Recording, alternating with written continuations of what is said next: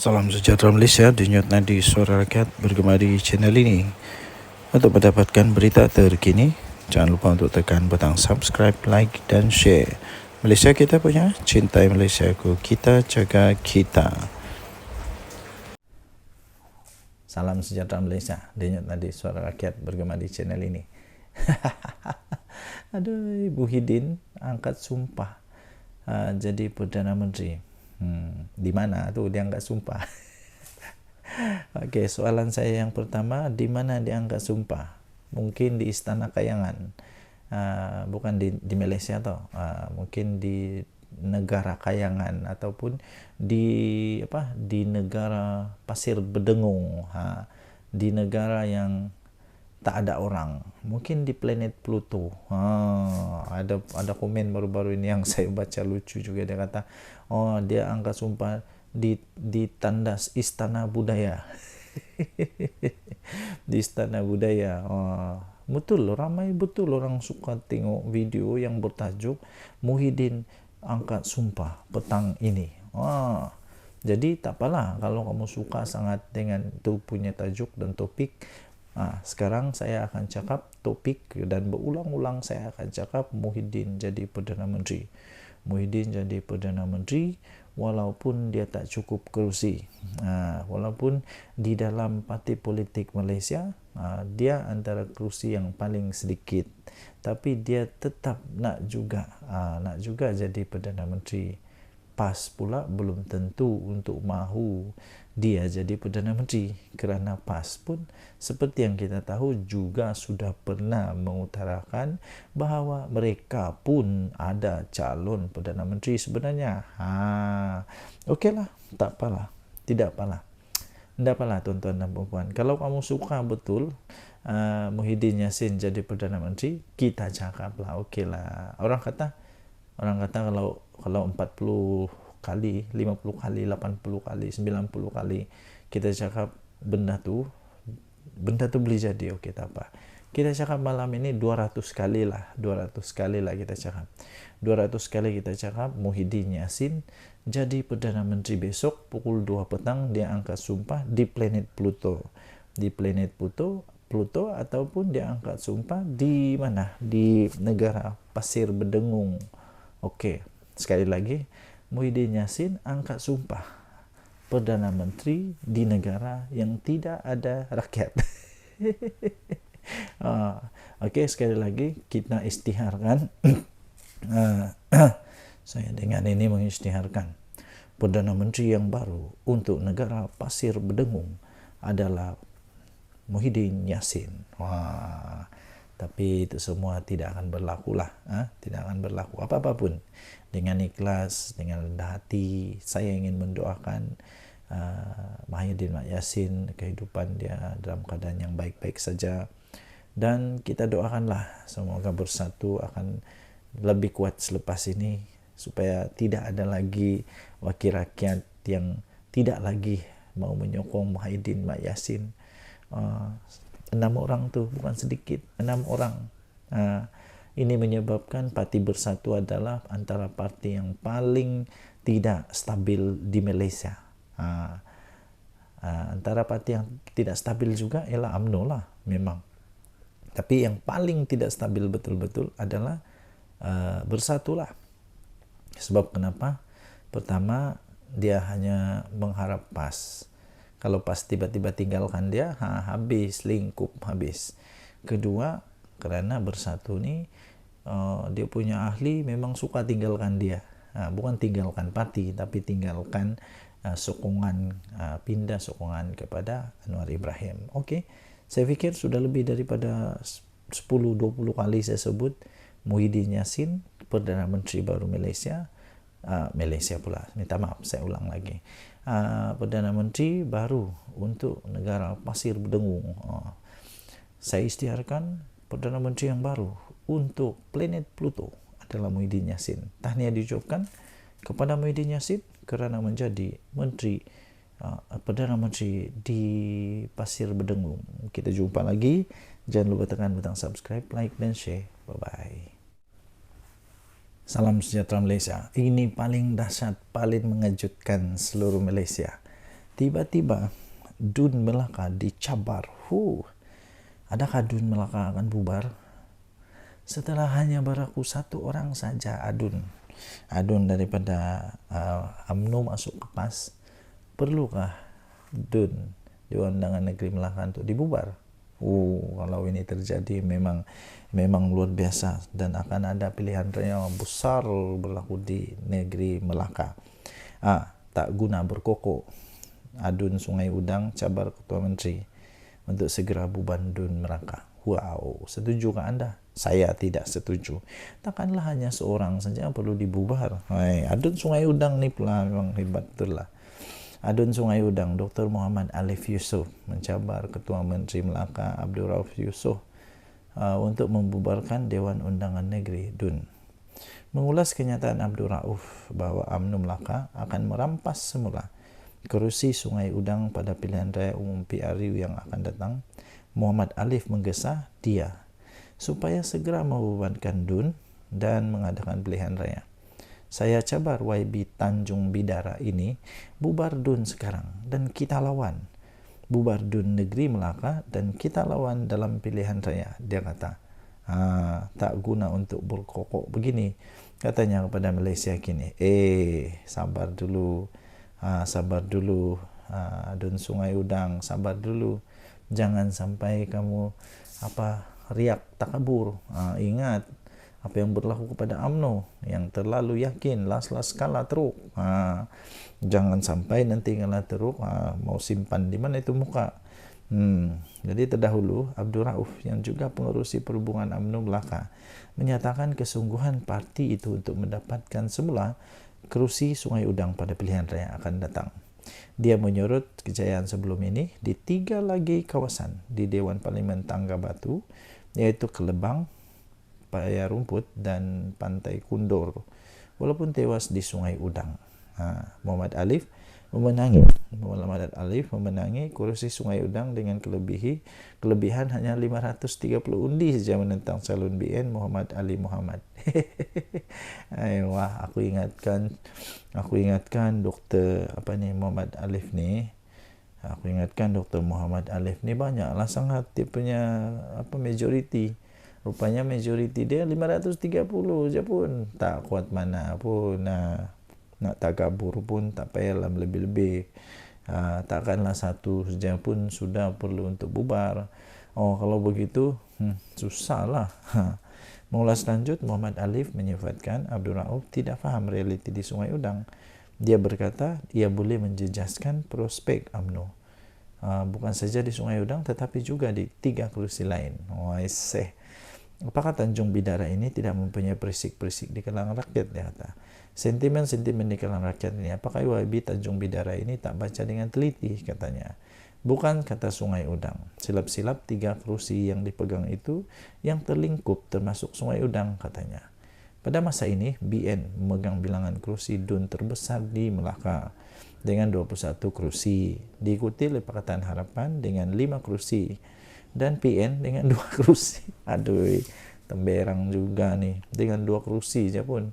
Tambah 1 baru 3. Ada 20 lagi kerusi UMNO. Nak suruh konon bubar Dun. Pada pilihan raya negeri, UMNO memenangi 18 daripada 20 kerusi yang dipertandingkan. Selain Sungai Udang, parti itu turut tewas di Bukit Katil kepada Amanah dengan majoriti 1057. At least banyaklah 1000. Bersatu bertanding 15 kursi dan memegang kedua-dua kursi PN, iaitu Sungai Udang dan Bemban. Denyut Nadi Suara Rakyat bergema di channel ini. Jangan lupa tekan butang subscribe, like dan share. Malaysia kita punya, cintai Malaysia aku. Kita jaga kita. Bye-bye. Salam sejahtera Malaysia. Denyut Nadi Suara Rakyat bergema di channel ini. Nampaknya Mahyadin Mak Yassin semakin risau, semakin takut kalau dia kalah di mahkamah kena saman fitnah dan sebagainya. Terbaru akhirnya Mahyadin Mak Yassin tampil dan memberikan pengakuan yang cukup hebat, bermakna. Hebat ini. Muhyiddin kata, saya tidak berniat memfitnah sesiapa. Tidak berniat. Orang tidak berniat ini adalah orang yang macam mana, tapi kalau sampai disebut berkali-kali tidak pasti berniat ke tidak. Tan Sri Mahyadin Mat Yassin menafikan telah membuat fitnah terhadap bekas Menteri Keuangan Lim Guan Eng ketika beliau mengeluarkan kenyataan media berhubung isu pembatalan percukaian, pengecualian cukai kepada Yayasan Al-Bukhari. Habis kalau kenyataan media pula tanpa niat, mungkin lah kan. Bekas Perdana Menteri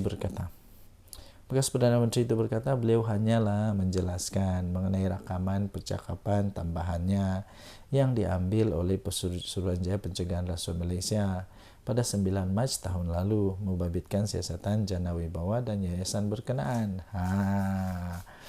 Sekarang dari risau. Terlajak perahu boleh diundur. Terlajak kata padan muka.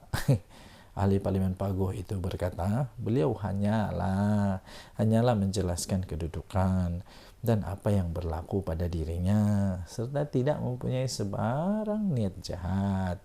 Malah kenyataan itu bukan ditujukan kepada Lim Guan Eng, habis ditujukan kepada siapa pula. Aduh, Muhyiddin berkata beliau menerima surat rayuan daripada Yayasan Al-Bukhari yang menyatakan bahawa pengecualian cukai tidak diiktiraf oleh lembaga hasil dalam negeri walaupun dibenarkan sebelum ini. Dia tahu rupanya. Muhyiddin berkata semua keputusan yang diambil oleh LHDN itu adalah di bawah tanggungjawab Kementerian Keuangan dan Menteri Keuangan ketika Kerajaan Pakatan Harapan. Dia kata begitulah, tapi lain pula yang berlaku di mahkamah. Katanya awam mengetahui beliau dipanggil oleh SPRM untuk diambil keterangan dan selepas beredar dari bangunan agensi terbabit, beliau bertemu dengan ramai penyokong dan pemberita. Jadi katanya saya ketika itu sebenarnya ingin menjelaskan bahawa Yayasan Al-Bukhari sudah diberi kelulusan pengecualian cukai oleh kerajaan BN sebelum ini. Tapi saya menerima rayuan yang menyatakan LHDN membuat keputusan untuk tidak mengiktiraf pengecualian cukai itu, dia kata. Jadi saya berfikir tiada keperluan untuk Yayasan Al-Bukhari membuat rayuan kepada saya. Ketika PN menjadi kerajaan, sekiranya pengecualian cukai masih diiktiraf oleh LHDN. Semakin pening kepala aku. Bagi anda yang memang champion, memang pandai untuk mentafsir kata-kata pening gini ni, anda boleh tinggalkan komen. Jadi saya pun makin pening. Sebenarnya saya pening juga dengan cerita ni. Jadi ini tentu berlaku ketika Pakatan Harapan. Dia kata ini lagi satu assumption. Jadi saya tidak menuduh atau memfitnah katanya. Saya cuma merujuk ketika di mana kerajaan ketika itu dan Pakatan Harapan dan hakikatnya plaintiff Menteri Keuangan. Dia kata nanti kita tengoklah mahkamah nanti cakap macam mana. Muhyiddin berkata demikian melalui pernyataan saksi dalam kes saman difailkan Lim Guan Eng terhadapnya yang didakwa mengeluarkan 3 kenyataan fitnah. Okey, anda boleh baca semua ini di biharian.com.my 16 Julai tahun 2024. 16 Julai 2024, saya tidak berniat fitnah sesiapa, kata Muhyiddin Yassin. Bye-bye. Salam sejahtera Malaysia. Denyut nadi suara rakyat bergema di channel ini. Kali ini betul-betul kantoi habislah Muhyiddin macam ini. Okey, tak apa. Kali ini betul-betul dia kantoi betul kali ini. Dia cuba untuk kasih orang lain yang seolah-olah buat kesalahan, tapi rupa-rupanya dia kantoi. Ini di mana disebut di mahkamah lagi ya, tuan-tuan dan puan-puan. Ini memang memalukan. Pengecualian cukai Yayasan Al-Bukhari sebenarnya dibatalkan ketika Muhyiddin jadi Perdana Menteri. Ketika Muhyiddin jadi Perdana Menteri, rupa-rupanya Mahkamah Tinggi di sini pada hari ini diberitahu bahawa sebenarnya isu untuk pembatalan pengecualian cukai kepada Yayasan Al-Bukhari yang dibuat semasa Tan Sri Mahyadin Mat Yassin memegang jawatan Perdana Menteri. Peguam Guok Ngek Siong yang mewakili bekas Menteri Keuangan iaitu Lim Guan Eng berkata merujuk kepada surat yang ditandatangani oleh pengerusi Yayasan Al-Bukhari yaitu Tan Sri Syed Mokhtar Al-Bukhari pada 5 Februari tahun 2021. Perkataan baru-baru ini dalam surat tersebut membawa maksud perkara pembatalan atau pembatalan status pengecualian cukai itu berlaku baru-baru ini. Sebelum defendant, yaitu Mahidin Mat Yassin, menyiarkan 3 kenyataan yang berunsur fitnah. Defendant tahu mengenai kandungan sebenar surat itu dikeluarkan Tan Sri Syed Mokhtar bertarik 5 Februari 2021. Guok berkata demikian dalam pernyataan pembukaan pada hari pertama. Perbicaraan kes saman difailkan Lim terhadap Mahidin Mat Yassin berhubung pembatalan pengecualian cukai ke atas Yayasan Al-Bukhari. Beliau berkata surat daripada Syed Mokhtar itu tidak langsung menyatakan bahawa plaintiff yaitu Lim Guan Eng atau Kerajaan Pakatan Harapan yang jatuh pada penghujung Februari tahun 2020 sebagai orang yang bertanggungjawab dengan pembatalan tersebut. Dalam mana-mana keadaan, tiada satu bukti atau dokumen pun yang boleh membuktikan plaintiff yang menyebabkan pengecualian cukai diberikan kepada Yayasan Al-Bukhari itu dibatalkan. Malah Perdana Menteri sendiri, Datuk Seri Anwar Ibrahim, ketika membuat kenyataan itu pada tahun 21 Mac tahun 2023 di Parlimen yang membongkar dan mendedahkan kenyataan fitnah defendant yang palsu. Anwar menjelaskan kepada Parlimen bahawa plaintiff tidak pernah membatalkan status pengecualian cukai yang diberikan kepada Yayasan Al-Bukhari, kata peguam itu. Sementara itu, Guok berkata keterangan yang akan diberikan di mahkamah dengan jelas akan menunjukkan bahawa pembelaan difailkan defendant semuanya penuh dengan pembohongan, tidak berasas, tidak disokong, dan pembelaan oleh Mahidin adalah pembelaan palsu. Oleh kerana defendant tahu atau sepatutnya mengetahui kandungan surat yang dikeluarkan oleh Tan Sri Syed Mokhtar dengan kepada defendant, satu-satunya penjelasan mengapa defendant terus mengeluarkan kenyataan fitnah secara terang-terangan dengan menyerang plaintiff adalah demi survival politik defendant.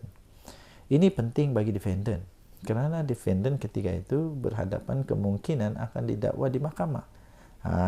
Lim Guan Eng dijadualkan untuk memberi keterangan di hadapan Pesuruhjaya Kehakiman Rosmawar Ruzain pada sesi sebelah petang.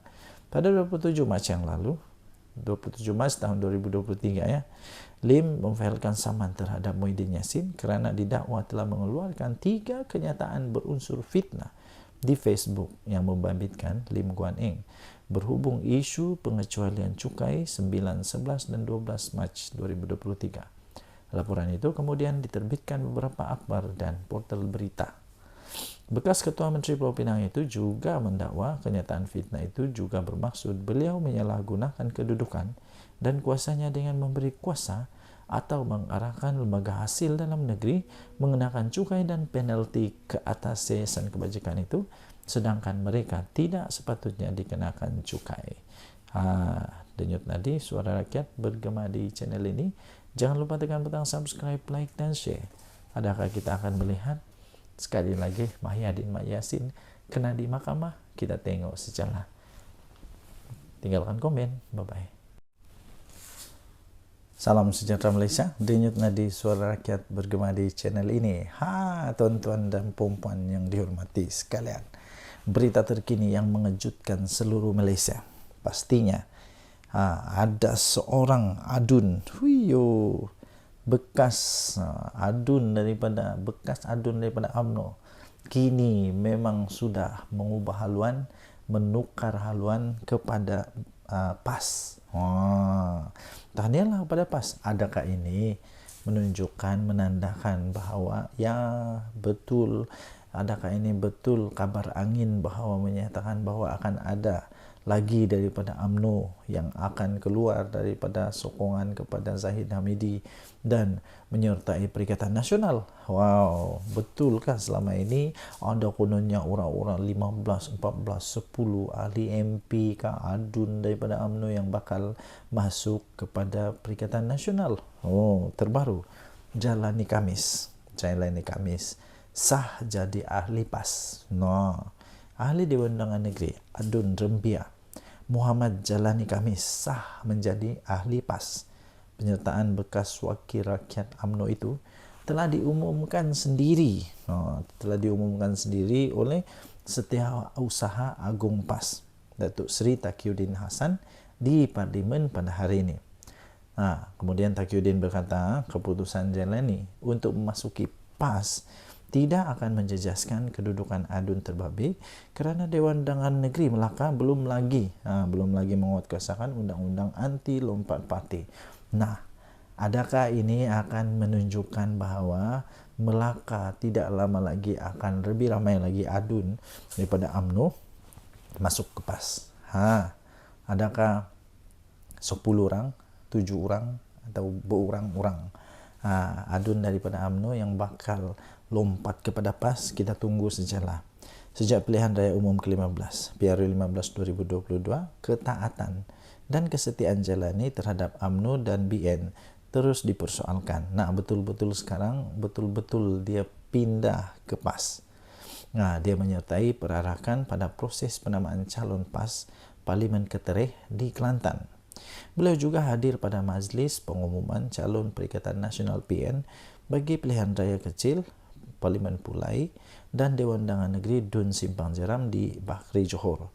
Namun ketika itu Jalani memberi alasan bahawa kehadirannya di majlis itu bukan atas kapasiti sebagai Adun UMNO. Sebaliknya, Jalani berkata dia mewakili pertubuhan bukan kerajaan NGO iaitu Muafakat Nasional yang diterajui oleh bekas Setiausaha Agung BN sendiri Tan Sri Anwar Musa. Sekarang nampak dah dia cuba untuk kata simpang sini las kedapatan juga. Ekoran kemasukan ke dalam PAS. Parti tersebut kini mempunyai seorang wakil dalam Dewan Undangan Negeri Melaka sekaligus menambah pada 3 kerusi untuk pembangkang. 2 lagi wakil PN dalam DUN Melaka ialah Muhammad Yazid Yaakob Bemban dan Muhammad Alif Yusuf Sungai Udang.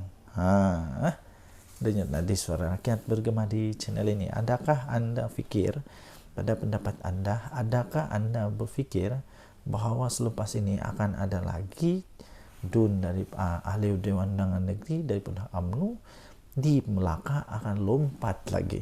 Kerana seperti yang bacakan tadi, di Melaka belum lagi dikuatkuasakan akta lompat parti ini. Jadi tidak ada apa-apa yang berlaku, tidak ada kesannya kerana belum ada akta ini diperkenalkan di sana, belum dikuatkuasakan. So denyut nadi suara rakyat bergema di channel ini. Tinggalkan komen anda. Kita jumpa lagi. Bye-bye. Salam sejahtera Malaysia, denyut nadi suara rakyat bergema di channel ini. Ini satu lagi, pemimpin PAS kena balun habis lagi. Ini berkenaan dengan satu poster yang sampai di label oleh netizen sebagai poster ucapan tahniah dari PAS Selangor ini kepada Red Giant lebih sudu daripada kuah. Lebih sudu dari kuah. Betul atau tidak? Terpulang anda tinggalkan komen. Poster ucapan tahniah PAS Selangor kepada pasukan Selangor Red Giant SRG menimbulkan rasa kurang senang dalam kalangan pengguna media sosial. Poster ucapan tahniah itu terpampang wajah pemain dengan menggunakan warna monokrom yang dipudarkan.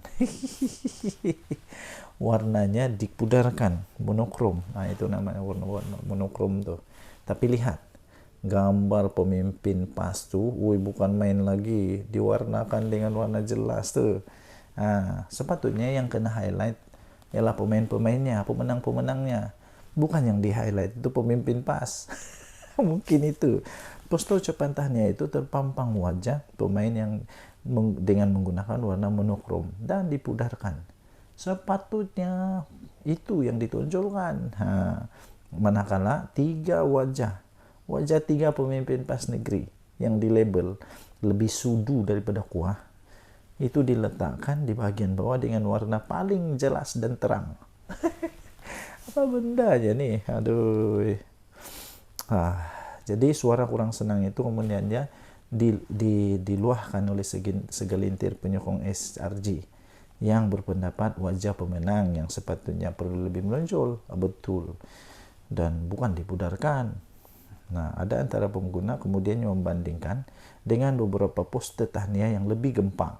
Betul, saya ada nampak banyak tau, lebih gempak yang ditunjukkan pemain, bukan pemimpin politik. Aduh. Nah, ada di antara mereka yang membandingkan dengan beberapa poster tahniah yang lebih gempak. Antara poster dari Menteri Besar Terengganu sendiri, Datuk Seri Dr. Ahmad Samsuri Mukhtar, yang dipuji kerana meletakkan wajah pemain sebagai highlight utama. Sebagai highlight utama. Ini contoh dia. Itu barulah patu. Sementara itu ada yang berkampan isu poster terbabit tidak perlu dibesarkan kerana ia sekadar poster ucapan tahniah. Namun ramai yang lebih beranggapan poster itu lebih kepada mahu tumpang glamour. Poster lebih mau tumpang glamour. Jadi ramai yang beranggapan poster seperti itu lebih kepada mau tumpang glamour. Mungkin mereka kata dia lebih tumpang glamour kerana yang di highlight bukan pemenangnya. Lagipun kalau saya tengok ucapan tahniah daripada Menteri Besar Terengganu, muka tak ada tau, tak ada pun muka dia. Tapi yang ini memang muka dia yang paling jelas, berwarna penuh lagi. Seolah-olah patutlah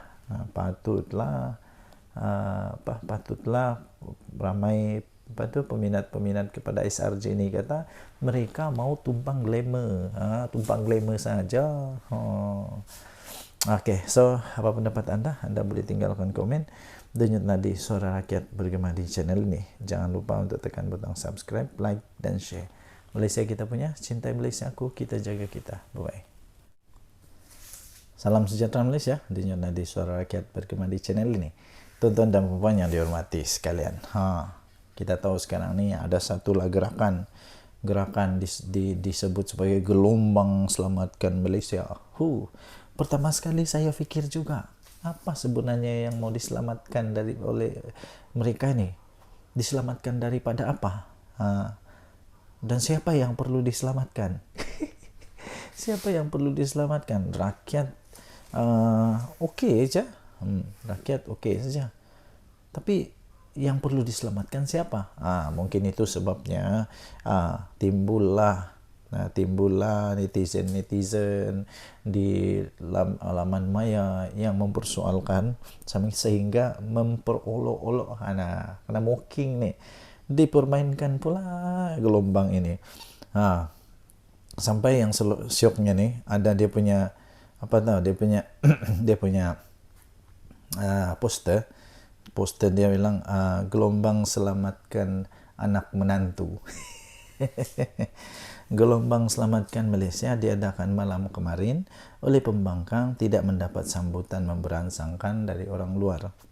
Hantaran Facebook berupa poster yang diwar-warkan oleh Ketua Pemuda PN Ahmad Fadli Syari mengenai program itu hanya mengundang kecaman pengguna media sosial. Mereka mengumpamakan program itu sebagai gelombang selamatkan anak menantu. Aduh, siapalah yang terasa pedas ni. Program gelombang selamatkan anak menantu. Ia rentetan daripada kes menantu kepada beberapa pemimpin tertinggi Perikatan Nasional yang terpalit dengan kontroversi penyelewengan. Beberapa foto program yang berlangsung di sebuah dewan beredar di media sosial. Penyokong mengatakan program itu full house, dihadiri orang ramai sehingga memenuhi dewan. Namun melihat jumlah kehadiran yang dikatakan sekitar 200 orang sahaja, ramainya 200 orang, netizen mengatakan ia seperti perjumpaan ahli-ahli PAS saja. Ahli-ahli PAS saja, mana yang lainnya? Takkan gelombang selamatkan Malaysia dihadiri 200 orang dan ahli PAS saja. Macam mana tu? Ini satu antaran ni full house gelombang selamatkan Malaysia, dia kata. Tapi bila dilihat hanya lebih kurang 200 orang dan semuanya macam ahli PAS saja. Menurut laporan inilah. Ketika ini, peranan pembangkang yang mahu selamatkan Malaysia pula dipersoalkan kerana kumpulan itu lebih banyak meninggalkan sidang parlimen ketika isu-isu besar berlaku. Mereka tidak pula berbahas dengan baik. Malah ketua pembangkang sering dilabel lemau kerana tidak berani berhadapan dengan Perdana Menteri. Sewaktu sesi pertanyaan Perdana Menteri. Seorang penyokong tegar BN pula berkata ceramah kemarin langsung tidak menyentuh tentang usaha menyelamatkan Malaysia, tetapi banyak menyerang UMNO. Komen dia, aku tengok ceramah himpunan gelombang selamatkan Malaysia semalam bukan pasal nak selamatkan Malaysia pun, dia kata. Semua berceramah dok mengatakan UMNO saja. Semua cerita terkini dalam UMNO depa dok jajah malam tadi, katanya. Obses betul dengan depa dengan UMNO ni. Crowd hadirin pun tak ramai, sedih. Ciap individu bernama Tun Carlos. Tun Carlos ni saya selalu tengok juga.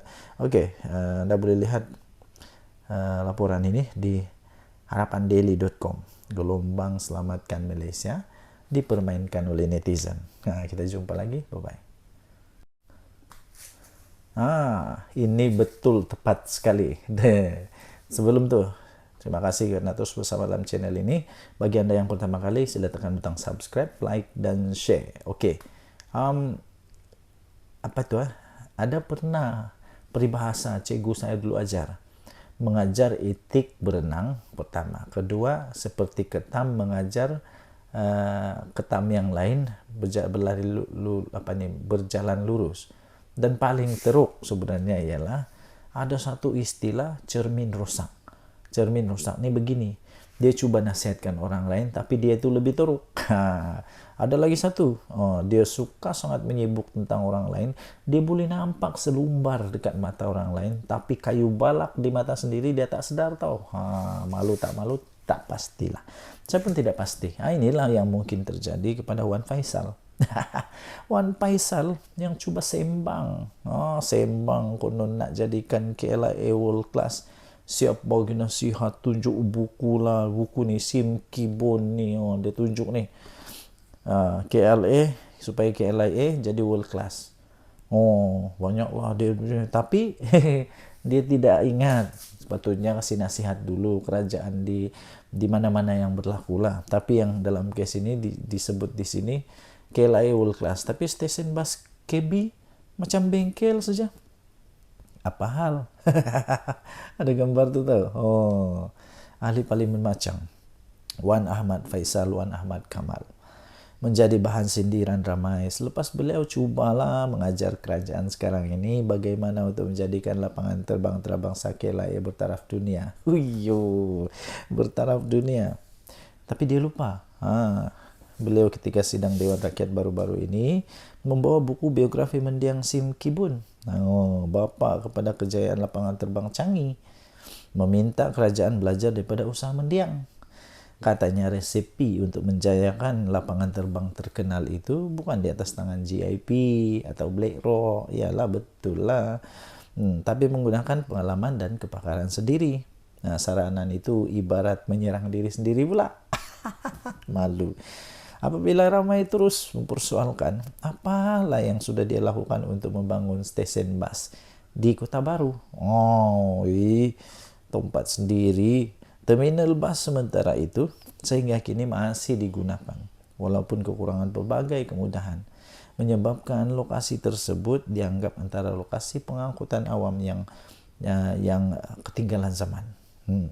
Atas sebab itu atas sebab itu ramailah menyarankan agar Wan Faisal ni menaik taraf dulu, kasih naik taraf dulu stesen bas KB sebelum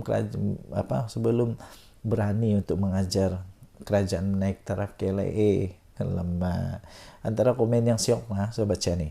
Sebelum Wan Faisal nak cuba ajar, hendak jadikan KLIA world class, apa kata kau usahakan dulu stesen bas Kota Baru supaya ada rupa bas stesen bas. Kemudian baru cerita teori kau di parlimen. Kemudian ada lagi orang bincang masalah MAHB, dia bincang masalah stesen bas. Aduh. Ia kemudian dibalas pula semula oleh pengguna X. Ya, tersebut dengan ringkasan paling mudah untuk difahami. Wan Faisal ceritanya macam ini. Kalau stesen bus yang mudah macam ini pun kamu tak reti nak urus, bagaimana kami nak percaya kamu boleh uruskan airport pula? Oh, betul, betul. Kalau stesen bus pun tidak dapat diurus, tak reti nak urus stesen bus yang kecil itu, tak dapat nak urus, ini janganlah cuba-cuba untuk urus airport pula. Perkara itu kemudiannya disokong oleh ramai kerana bagi mereka pemimpin sepatutnya membuktikan kemampuan mereka dengan menggunakan stesen bas KB yang dengan membangunkan stesen bas KB yang berbelas tahun ketinggalan. Apa kata Wan Faisal? Hadam dululah komen-komen netizen ini. Barulah cuba-cuba untuk ajar kerajaan. Okay, kita jumpa lagi. Bye-bye. Salam sejahtera Malaysia. Mahyudin Mat Yassin. Memang kali ini dia termakan dengan senjata sendiri, dengan senjata makan tuan lah. Kena sendiri kali ini. Apa tidaknya dia antara orang yang paling kuat menentang, tapi kali ini dia sendiri dapat masalah dengan penentangan yang dia buat tu. Harapnya kali ini Muhyiddin Yassin dan Bersatu, Muhyiddin Yassin dan Bersatu fahamlah. Harapnya mereka dah faham. Mereka dah faham kenapa Akta Lompat Parti diperlukan. Dulu waktu dibentangkan oleh Menteri Undang-Undang, siapa yang bangkang dulu, siapa yang bangkang betul-betul. Sebab waktu itu banyak sangat berita-berita kabar angin bertiup, kononnya ahli UMNO nak lompat bersatu dan macam-macam lagi. Syok lah waktu itu, seronok lah. Sekarang dah kena lubang hidung sendiri. Apa rasa oren? Ini ada satu artikel daripada Harapan Daily. Harapnya Muhyiddin Bersatu dah faham kenapa Akta Lompat Parti diperlukan. Selepas insiden 6 ahli parlimen ini, Muhyiddin dan Bersatu diharapkanlah supaya mereka dah faham lah kenapa anti lompat parti ini, akta ini diperlukan. Baguslah ahli-ahli parlimen PN dan Bersatu dah mula berhujah di parlimen bencana akibat budaya ini. Kelompangan yang wujud dalam akta itu hasil daripada cadangan Muhyiddin sendiri. Muhyiddin Yassin dulu sendiri cadangan. Eloklah ditutup semula, dipindah dan diperkemas. Kerajaan Madani pula bersetuju untuk melakukannya. Tak ada masalah. Tak perlu lagi diungkit apa yang berlaku sebelum akta ini digubal. Lupakanlah sejarah silam yang semua pasti ada kisahnya. Semua parti mesti ada kisah-kisah sejarah silam. Lupakanlah. Akta Lompat Parti 2022 sebenarnya telah pun memulakan lembaran baru untuk kestabilan politik Malaysia yang kita perlukan untuk tingkatkan daya saing negara. Cukuplah insiden seperti langkah Sheraton dan Tebu Atap yang menjahanamkan ekonomi negara dan sebabkan kebencian mendalam rakyat terhadap ahli politik. Berpolitik menukar kerajaan buat 5 tahun sekali, sudahlah, cukuplah. Berpuluh-puluh juta ringgit warga negara, wang negara yang nak dibelanja untuk 6 PRK ini boleh dialihkan untuk bantu rakyat. 6 PRK yang nak dicetuskan ini hanya memenuhi ego pemimpin-pemimpin politik dan bukan isi kekosongan akibat daripada kematian wakil rakyat. Ini lebih pada sabotaj ekonomi dengan mengganggu kestabilan politik negara pada waktu pelabur mencurah-curah masuk ketika ini, apatah lagi rating kita dah semakin naik. Kata ringkas tapi betul-betul cukup bermakna. Saya setuju nih.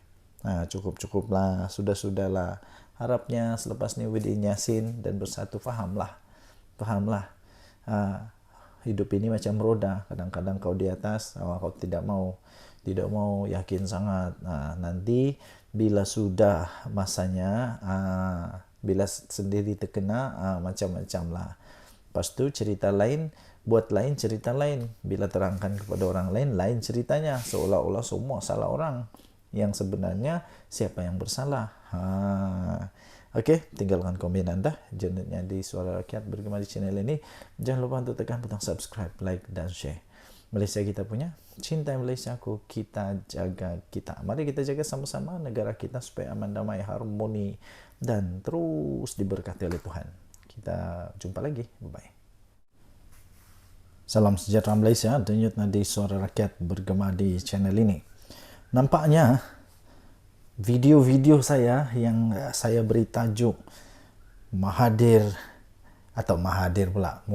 minta maaf, yang saya beri tajuk Muhyiddin naik jadi Perdana Menteri, Datuk Seri Anwar Ibrahim tumbang, itu paling banyak mendapat tontonan. Dan rupanya daripada itu saya dapati memang ramai sangat yang mau tengok Muhyiddin Yassin jadi Perdana Menteri sekali lagi. Saya pun hairan. Kenapa sebenarnya ada orang mau Perdana Menteri sekali lagi Datuk Seri Tan Sri Muhyiddin Yassin? Pada pendapat saya, bukan tidak boleh dia jadi Perdana Menteri sekali lagi, boleh saja. Tapi persoalannya ialah kenapa perlu dia lagi? Bukankah ada lebih ramai yang lebih bagus dan sebagainya? Dan yang paling tepat ialah dia tidak akan jadi Perdana Menteri lah.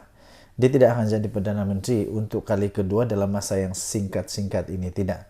Kerana tren sekarang, saya lihat Tan Sri Muhyiddin Yassin tidak akan mendapat sokongan untuk jadi Perdana Menteri bagi Perikatan Nasional. Lagipun seperti yang kita tahu, PAS pun pernah sudah menyatakan bahawa mereka pun ada calon Perdana Menteri pada pilihan raya yang lalu, iaitu calon mereka tidak lain tidak bukan Menteri Besar Terengganu. Dan itu sendiri pun dipersetujui atau diperakui oleh Tan Sri Muhyiddin Yassin. Dia juga memperakui bahawa Dr. Sam itu, iaitu Menteri Besar Terengganu itu, memang mempunyai kualiti, memang mempunyai kelayakan untuk jadi Perdana Menteri. Habis kalau sudah begitu, mahukah PAS membiarkan begitu saja jawatan Perdana Menteri jatuh kepada Bersatu yang tak kuat mana sekarang ini, yang ramai orang kata Bersatu sekarang ini hanya berharap kepada kekuatan daripada PAS. Yang ramai orang kata Bersatu ni hanya melukut di tepi gantang, hanya mengharapkan kekuatan daripada PAS. Kalau ada pilihan raya pun, kemenangan-kemenangan daripada Bersatu itu pun hanya kerana ihsan, bantuan, kerjasama dengan PAS. Cuba kalau tidak ada PAS, boleh menangkah Bersatu? Dan lagi, saya fikir Tan Sri Muhyiddin Yassin sepatutnya memberikan peluang lah kepada yang lain. Walaupun dia secara tradisinya memanglah semua yang menjadi presiden atau bukan presiden, pengerusi kepada satu gabungan parti politik itu, Perikatan Nasional, contohnya ialah Muhyiddin Yassin. Secara tradisi, pengerusi itulah yang jadi calon Perdana Menteri. Tapi persoalannya, mahukah lagi PAS Muhyiddin Yassin jadi Perdana Menteri, yang menyebabkan PAS hanya sekejap saja berada dalam kerajaan. Sekejap saja dalam kerajaan, lepas itu tumbang. Tumbang kerana nampaknya Muhyiddin Yassin didakwa telah pun gagal menjalankan tanggungjawabnya sebagai Perdana Menteri. Mahukah kita Perdana Menteri kita sekali lagi yang tidak pun pandai bercakap secara live, yang mahu dirakam dulu, takut untuk live, takut untuk jawab wartawan? Mahukah begitu?